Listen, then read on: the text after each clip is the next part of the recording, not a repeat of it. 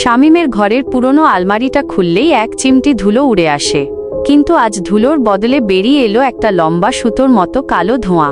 সেটা ধীরে ধীরে রূপ নিল এক রহস্যময় বিশাল দেহের জিনের। জিনের দুটো চোখ জ্বলজ্বল করছে। সে ভারী কণ্ঠে বলল, তুমি আমায় মুক্তি দিয়েছ, তাই তোমার একটা ইচ্ছা পূরণ করব। শামীম প্রথমে ভয় পেল, তারপর অবাক হয়ে ভাবল, কি চাইবে? টাকা, ক্ষমতা, নাকি একটা নতুন সাইকেল? সে আলমারির ভাঙা আয়নার দিকে তাকিয়ে বলল, আমার এই ভাঙা আয়নাটাকে ঠিক করে দাও। জিন হাসল, তার হাসিটা মেঘ ডাকার মতো শোনাল।